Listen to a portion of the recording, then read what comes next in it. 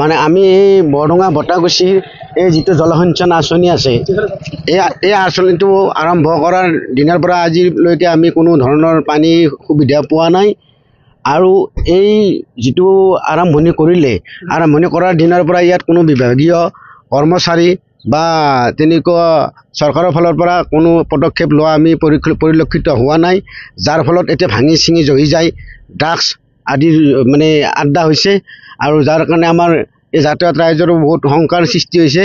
আমি তেতিয়া আৰম্ভণিতে কৈছিলোঁ যে আপোনালোকৰ পানী আঁচনিটো মানে কি এনেকৈ থাকিব নে কি উপকৃত কৰিম বুলি কৈ ঠিকাদাৰসকলে পইচা লৈ যোৱাৰ পিছৰ পৰাই ইয়াত কোনো ধৰণৰ আমি এক টোপালো পানী পোৱা নাই।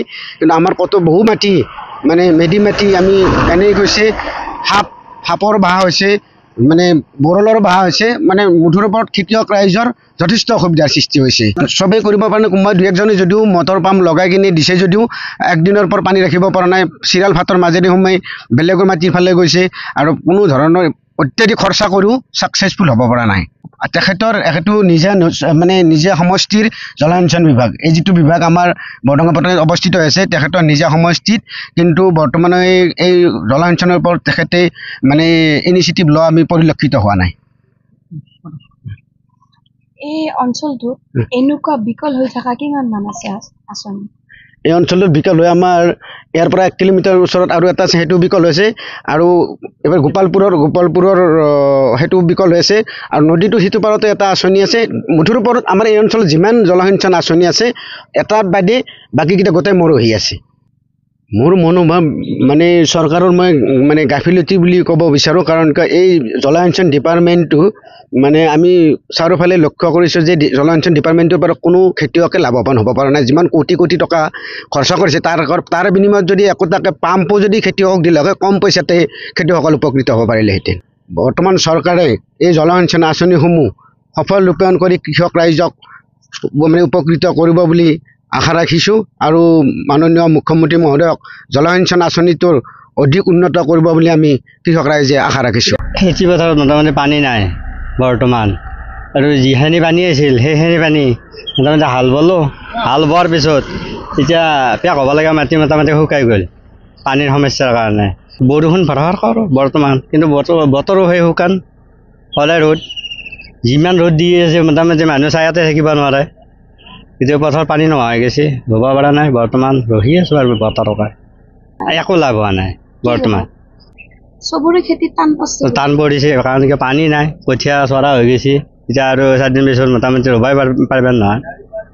মূল সময় হৈছে এইখিনি, এতিয়া তাৰে পিছত আৰু ৰুলে আৰু কি হ'ব, আকৌ হ'ব নহয়।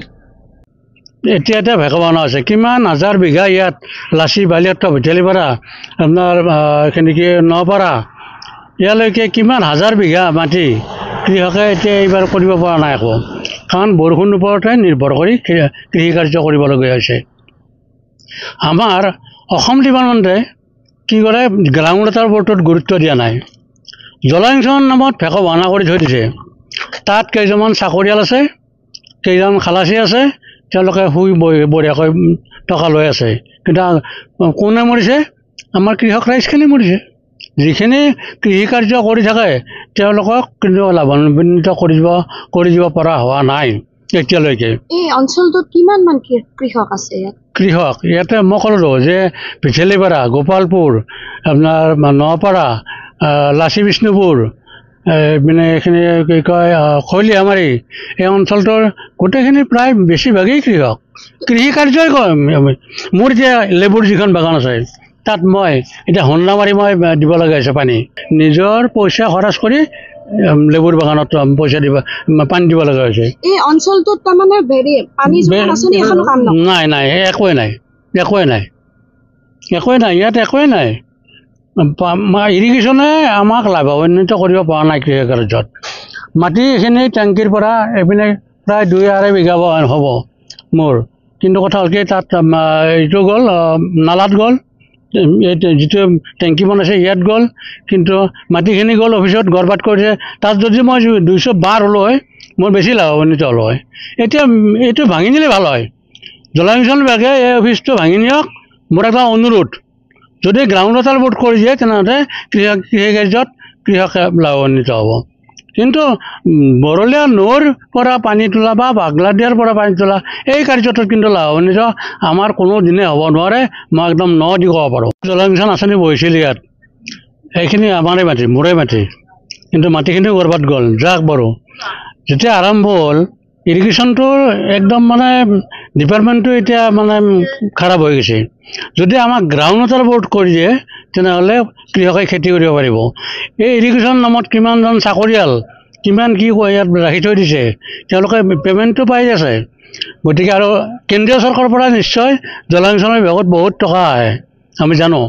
যেতিয়া আমাৰ ইয়াৰ বিজয় চাকৰিটো বাইদেউ আছিলে আমাৰ হাজো সমষ্টিৰ, তেখেত থকাটো তেতিয়াৰে পৰা কোনো ইৰিগেশ্যনৰ লাভান্বিত হোৱা নাই, আজিলৈকে হোৱা নাই। হ'ব, গ্ৰাউণ্ড ৱাটাৰ বৰ্ড যদি কৰি দিয়ে তেনেহ'লে হ'ব। কিন্তু ইয়াতে 5টা মেচিন আছিল, 2টা পৰা চুৰি হ'ল। চুৰি হওক, তেওঁলোকে নাইট চকীদাৰ দিব লাগে, নাইট চকীদাৰ নাই। আমাৰ এখানি মোটামুটি বৰডঙা বটা গৈছে ৰঙীয়া পৰাই খেতিক লৈ আমাৰ সমস্যা এনেকুৱা, তাৰমানে পানী পোৱা নাই। আমি মিচিঙেদি পানী মাৰি আছোঁ, বৰষুণ দিব বুলি পৰি পেলাই মাটি শুকাই পেলালোঁ। 6-7 বিঘা মাটি ৰুইছোঁ, বাকী 12-13 বিঘা মাটি ৰুবা আছে আৰু পানীৰ কাৰণে ৰখি আছোঁ। পানী পোৱা নাই বৰ্তমান এতিয়ালৈকে। পানী নাপালে আৰু যেখানি ৰুইছোঁ 6-7 বিঘা যেখানি মাটি ৰুইছোঁ সেখানিতে পানী যোগান ধৰি আছোঁ। পানী যোগান ধৰিলে কি বুজি মাটি ফাটি গৈছে, হাৰিয়া ভাত দিছে, পানী দিলেও কম দাম। সিঁচা পানী মিছা কথা। পানী হন্দা দি দিছোঁ, মোৰ নিজে ব্যক্তিগত পইচা খৰচ কৰিছোঁ, হাজিৰা কৰি পেলাই পইচা আনি পেলাই পানীত দিছোঁ। পানী তেল কিনিছোঁ, তেল কিনি পেলাই মিচিঙত ভৰাই পেলাই পানী দিছোঁ। দিনটো পানী দিওঁতে খৰচ হয় 1000 টকা যায় আৰু মানুহ এতিয়া হিচাপ কৰিলে। সেই হিচাপত আমি এতিয়া ৰোৱা মাটিখিনিক আমি শুকাইটো গেছি, শুকাই গ'লে তাৰে মাজেৰে অলপ পানী দি আছোঁ। পানী দিয়া মানে আৰু সেই আৰু ৰ'দে টানি লৈ গুচি যায়, এই পানী দিয়াও এই ৰ'দে লৈ গুচি যায়। এনেকুৱা সমস্যা পথাৰত এনেকুৱা হৈ গৈছে, মৰুভূমিৰ নিচিনা হৈ গৈছে। খোজকাঢ়িব নোৱাৰা হৈ গৈছে, চেণ্ডেল পিন্ধি খোজকাঢ়িব লগা হৈছে। এই জলসিঞ্চন বিভাগটো বাহাৰঘাটৰ আঁচনি এইটো আমাৰ 1 নম্বৰ এটা দিছে, দিয়াৰ পাছত এটা হাজো সমষ্টিত দিয়াৰ পাছত এটা হাবি গৈছে, গজি গৈছে, হাবি গজি পেলাই তাৰমানে সোমবা নোৱাৰা হৈ গৈছে। এনেকুৱা পৰিৱেশ মোটামুটি এনেকুৱা হৈছে। 1000 বিঘা মাটি আছে কিন্তু জলসিঞ্চন বিভাগটো আগত আছে, কিন্তু এতিয়ালৈকে তাৰমানে চৰকাৰে একো খবৰ লোৱা নাই। তাৰমানে লাভ নৰয়, মূলটো হ'লে থওঁ বা মই যিটো খাটনি কৰিছোঁ, মোৰ খাটনিটোৰ হ'লেও ক'ৰবাত যি হ'ব লাগিছিল 10 মোন ধান, হ'বতো 2 মোন ধান। পানী যোগান আঁচনি আছে কিন্তু হাবি গুজি গৈছে, সেনেকুৱা চিষ্টেম। সোমব নোৱাৰা হৈ গৈছে। 4 বছৰ ৰানিং চলিছে বঢ়িয়া কৰি, 4 বছৰৰ পাছত বন্ধ হৈ যায় বোলে। এতিয়া 8 বছৰ চলি আছে বৰ্তমান পানী নহয়, 8 বছৰ বন্ধ হৈ আছে মোটামুটি। 8 বছৰ আৰু বা 7 বছৰ এনেকুৱা ডিফাৰেঞ্চত বন্ধ হৈ আছে, আকৌ পানীৰ হেৰি নাই। আমিও মাটি গৰবাত কৰি দিছোঁ, পাছফালে কত টাংকি বনাব দিছোঁ, কত চাব কেনেল বনাব দিছোঁ, কত মাটি দিছোঁ। 2 বিঘা মাটি আমাৰ কেনেল বনাওঁতে গেছি, সেইগিলাখান আমাৰ গৰবাত হৈ গৈছে। এইটো আমি চৰকাৰৰ পৰা পানী পাম, আমাৰ মাটি 2 বিঘা গৰবা হ'ব পাৰোঁ, হোৱাৰ পাছত আমি পানীখিনি পাম। সেই 2 বিঘাৰ পাই আমি আৰু বেলেগ 8 বিঘাত আমি ইনকাম কৰিম। সেই চিষ্টেমত আমি কেনেলটো বনোৱাৰ কাৰণে আমি দিলোঁ মিচিংটো, কিন্তু আমি পানী পোৱা নাই। আমাৰ মাটিতে দিছিলোঁ বস্তুটো বনাব, কিন্তু আমি পানী পোৱা নাই। এনেকুৱা চিষ্টেম আৰু সমস্যা।